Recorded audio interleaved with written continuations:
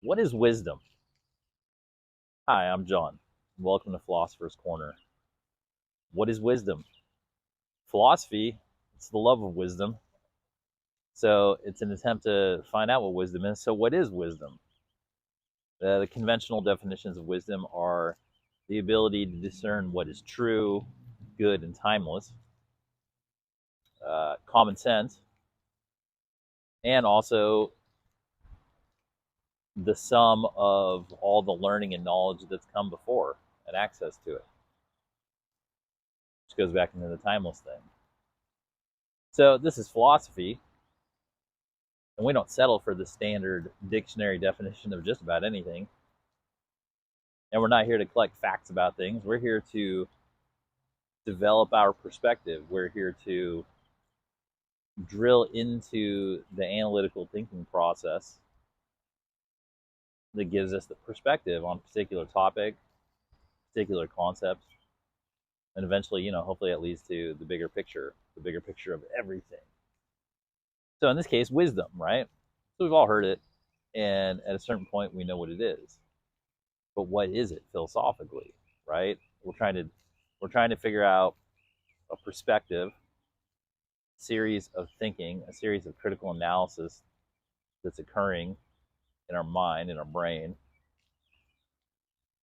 that can give us the ability to discern what's true, what's timeless, but then also give us access to this huge volume of information from other people, contemporaries, and people that have been living life for thousands and thousands of years before us, who have also spent the time to try to figure out what the heck's going on with life and its different topics, right? So wisdom, it's kind of, to some people, it's the most valuable resource that exists. To some people, it's the main reason that humanity exists in the fashion that we do. So how do we get to a point of internal thinking that gets us to a point where we can know that we're creating our own wisdom? Let's start there, right? Because it's supposed to be common sense, and it's supposed to be discernment of true and what's timeless. Now, the easy way to go about it is to say that, like, if you live long enough, you'll see trends, right?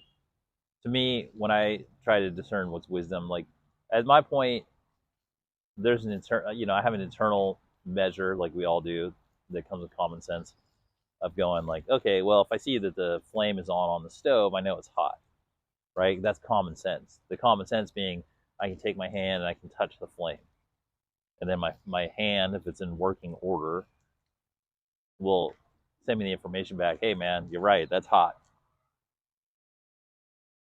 So that's the common sense level of wisdom. The common sense level is that you repeat the fire is hot process through all the basic processes, right? And you use all your 5 basic common senses to do that, so that you already have established, through interaction with the reality, a series of baseline, what we would consider to be timeless facts. Like, you see water, water is wet. You breathe in air, it goes in your lungs. You know that the air is breathable, right? You know that fire is hot. You know not to stare into the sun, right? There's a whole list of these things that they're sort of automatic learning for every human. And when you drill down into it and go, oh, well, how do people know to, like, do these things? Well, they say basically we have instinctual boot up programs already in our DNA, already in our brain. And so when we start exploring the world, we use the first 5 common senses to explore it, to establish all of these parameters, right? Like, despite the fact that we can't necessarily define or figure out gravity, let's say, everybody through common sense understands that it exists, right? You pick up a ball, you drop it, you pick up, you drop your plate off your high chair as a baby, whatever. through common sense, everybody knows gravity exists. And because you can look back in history books and you can look back at anything, once you know like gravity exists and you've confirmed it to your satisfaction through your common senses, then when you look back through materials of people coming before you, you now have a timeless piece of information in your mind and through your common sense. You know, looking back, that gravity exists. And when you look back through all the history books, it's a common factor. You go, oh, gravity exists then. It exists at any point in the history. At no point did I pick up a history book and read that people were floating off of the planet. They're like, oh yeah, in the 1500s, people were just, mysteriously floating in midair. Like, that doesn't happen. So with that one piece of knowledge that you've discerned for yourself through your common sense, oh, gravity exists, right? This force that keeps me on the ground, it keeps all these things on the ground, right? Then you look back and then you can feel connected to all these other humans or all these other beings or all these other realities in the earth, right? And you go, oh, well, gravity exists. I figured that out. Cool. That's timeless. It doesn't seem, there's no indication that it's going to cease to exist, and there's a huge track record of it existing. Now, just so we know in further philosophical information that, that doesn't preclude something from ceasing to exist in the future. But as far as we're going in terms of discerning timelessness of wisdom, the back record like that, it's a pretty good way to go. So now, that starts to open up a certain level of you. Oh, now I feel connected. I feel connected through time and space to these other people based on this independent factor that we've decided upon, this gravity. Okay, it exists, cool.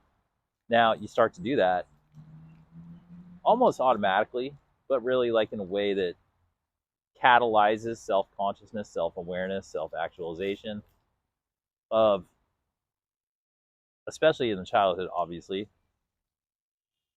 you just testing things out basically with your common senses. Like, you just go around testing things out until you have a collection of these, I don't know, I hate to call them minor wisdoms, but like, we'll call them minor wisdoms, but fundamentally and very important wisdoms of all the different things in the reality that you can judge with your common senses. So you're figuring out the forces of nature, you're figuring out textile or how things are tactile wise, how things feel to the touch. Oh, that's a rug, that's a brick, that's water, whatever, solids, matters, gases, gravity, wind. Start to get all these existential elements, and then you start to come into other factors that are less concrete but still measurable, both common sense, and you start to build foundations. So you have this foundation knowledge of sort of the basics that you figured out for yourself, but they connect and are independently verified by other people, not just in your contemporaries, but people throughout history, right? And at that point, since you start with the basics and you can trust it, and you start to form this bond of trust between you and your senses and your ability to discern these things that, like, oh yeah, this exists and it did exist, and oh, that's cool. It starts to bond you into the experience and with other people. So you start to trust your senses. You start to trust that other people were trusting their senses, were communicating things to you from their position in time and their position in space. And it starts to bring you into the moment. It starts to give you trust in your senses, in your discernment, and it bonds you to other people and know that they're also, on some level, you understand that they're also going through the same process, even if you don't articulate it. And that starts this bond that we continue to build on as we progress through the different levels, right? Because when we say wisdom, a lot of people, me included, you go, oh, well, I just want timeless advice. I want to know what other people figured out about these situations. Now, I think this is where it gets really interesting philosophically, is you start to go, okay, that's cool. We don't just want like these minor wisdoms, these basic facts, things that we can discern, whatever. Like, okay, what do we get to a point where when we start to get aware of the reality and we start to realize that reality, that life is a chain of events, and that these events are really the enactment of certain principles and perspectives to various degrees of self-awareness or group awareness. And you go, oh, okay, got the basics. But now I'm going into interacting with people, interacting with reality, interacting with situations in which I have personal motivation for desired outcomes. You know, I want good outcomes. However people define those, you know. And that's another area of wisdom. But at first you go, okay, cool. Now that I know that we have these senses to discern reality, and there are people throughout time and space who also discern reality, and now there's a sort of language that's happening throughout time and space where we can connect on these certain topics, you start to ask yourself, okay, what's like a deeper level of exchange? Now that we have the basics down, how is it that I look around and I find myself in situations in normal life that I may not know the answer to or may not know the outcome to, and I feel like maybe like I could use some guidance or I could use some awareness of what other people in the past have done. That to me, that's where the wisdom like really kicks in. Because you go, okay, cool. How do I come up with a mental approach to this to find out what were other people engaged in and what conclusions did they come to given this particular situation I'm in. So if I'm in situation A, I have to figure out what is it about situation A that I'm trying to figure out. And situation A, whatever it is really going to come down to, and this is all based on your perception of that of situation. It's always going to come down to the major issues and the major values that are packed into situation A. And situation A being at a present moment where, like, what are the actions or what are the effects or the approach I can take, and what are like probable outcomes? Not that you can predict everything, but the idea is, okay, where's this headed? You know, whether you're trying to influence it or just observe it or be a part of it or just have a heads up, you know, that's up to the person. But you're looking at situation A and you go, okay, cool. How can I dig into this so that if I analyze the situation, I can distill it down to something where then I can take those principles and issues and values that are in play here, I can take them, extract them, and then I can use that without the particulars of the situation, because those are personal, and make it universal, and then apply, like scan through time and space with those issues and principles and values in mind, and find other examples where the situation, the principle, and the values, they line up. As you know, sometimes exactly, sometimes just as close as they can, and then scan through the time and space to find an example that you think matches up, and then you look at it and you go, oh, okay, my situation matches up with what this person did, whatever. They had it happen to them in the 1700s, and they wrote about it, and they wrote it about it in a way that matches up with this, so I'll read it, and you read it, and you go, oh, yeah, that's pretty much exactly what's going on with me. How'd they go through it? And you go, oh, well, it was like that for me. This was similar. Wow, these are like all the key issues and values and sets I'm grappling with are right here, present. How this person dealt with it, and then you read and you go, oh, that's how they dealt with it, and like that was the outcome. Oh, okay, cool. And then you go, you do that for a number of iterations. This is where sort of the science of philosophy comes in. You go, okay, cool, I found that situation. It matched up.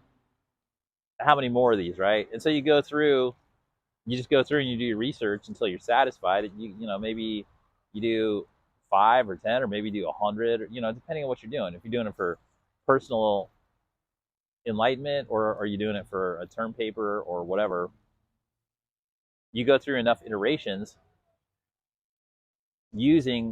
identifying those core elements, and you have them match up and you kind of overlay them, right? And then you can start to see the universality in situation A, right? Just as you line up all these examples, you can see the universality in them. That becomes apparent, and that's a common sense deduction. You can see it. You can do it with like your normal analysis. And then you get to see what are the different outputs, what are the different outcomes, right? Like what's going on here. And then you can generally see a sort of common flow coming out of them. All the factors relatively being the same. There's always going to be anomalies. There's always going to be things that ride the spectrum. But when you go back to situation A, you can probably find correlations between the anomalies and the differences in that situation A with your particular situation A, right? But when you get a pretty good, consistent, correlating outcome of those principles from situation with the actions and the people that you're interacting with that corresponds to your situation, and you have a high degree of correlation, that's when you can kind of go, okay, I can kind of see the universal principles in play here. They're not personal.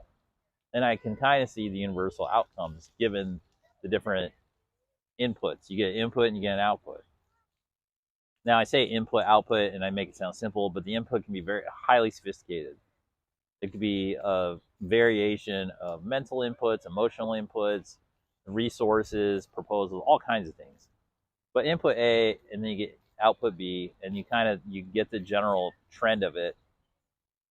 And when you do it enough to satisfactory level, you go, okay, well, that's in situation A, if this happens and that goes, then that's the wisdom of it.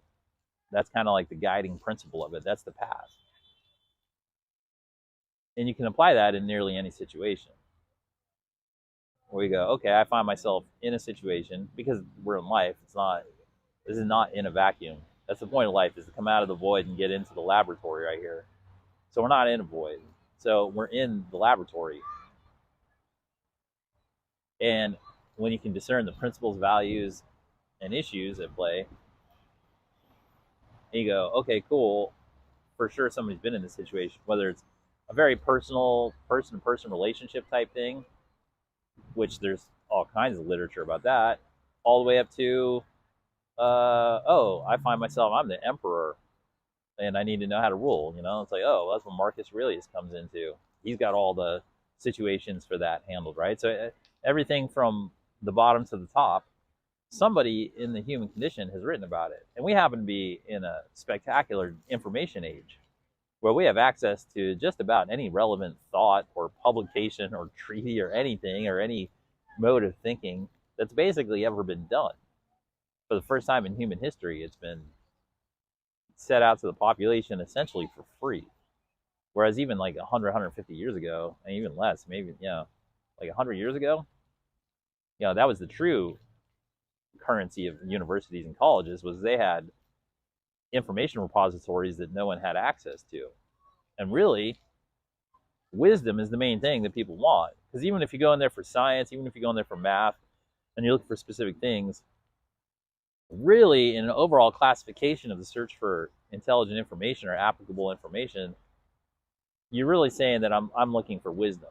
Even if that wisdom comes out in a really clean math equation or a math proof or a medical finding or whatever, you can really, I think technically as a philosopher, say, well, you're really just looking for the wisdom. You're really looking for the timeless answer.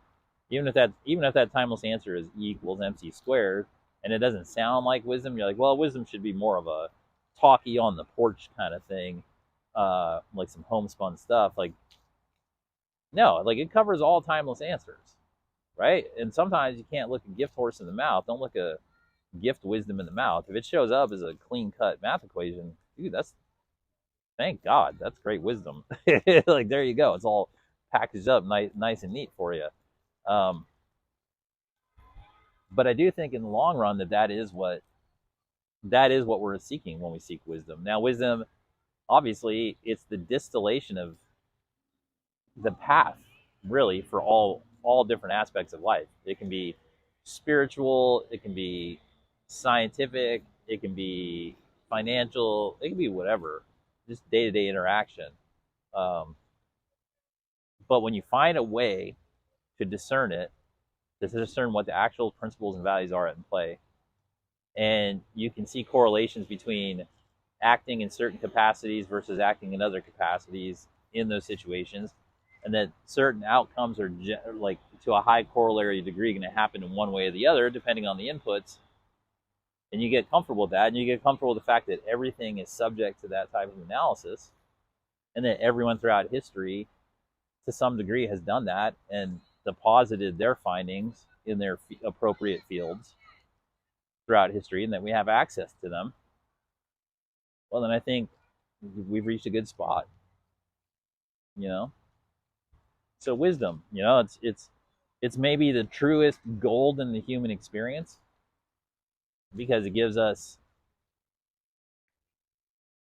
a path through life that makes some kind of sense, and it connects us to people that have lived before, which gives us a connection through time and space, which is, for many deep thinkers, that provides, you know, a great amount of relief to know that we're connected to other people who were just in this experience just the same as we were, and they made a proactive effort to try to discern what it means or how to navigate through it, and they put down their notes on it, and they're helpful, and they will save us a lot of time. And in the long run, wisdom is what we need to build ourselves. We need to be able to build our foundations, and then sort of like if they were foundations of ourselves with like bricks, and then the wisdom's kind of like the cement, like the bricks are the scenes or the situations or the experiences we have, and each brick gets put in there, and each brick, and we know when we go back to the brick, we know what's in that brick. Like, oh, that was a hard-earned brick, right? Brick. And then the wisdom is like the cement that we put in there to bind the bricks, and then we build this structure that is ourselves once we know what the wisdom is. Because otherwise we just have a pile of bricks, which is fine. I like a pile of bricks as much as the next guy, but it's really nice to have a pile of bricks that, given the wisdom, given the life connection, the universality, like the glue of the universe, to make a structure out of it and to build a whole self. And so, you know, that's how I see the utility of wisdom. Not only does it help us get through situations and understand them and find levels of enjoyment and insight and unlock meanings of life and unlock life path journeys and give us an ability to navigate things and create some kind of proper order out of the chaos, for ourselves at least, in a peaceable manner. But then it allows us to build ourselves and to trust ourselves and to be able to move forward in the path of evolution. Wisdom is a key. It's an absolute necessary fuel for evolution and self-awareness and all these higher aspects of self and the human experience. So what is wisdom? It's important, timeless knowledge that we can all figure out for ourselves, and it helps connect us to everyone and everything throughout all times. Well, thanks for spending some time with me here at Philosopher's Corner. It's always great to have you. I hope you have a great day, and armed with your knowledge of wisdom, I don't see how you couldn't. Have a great one.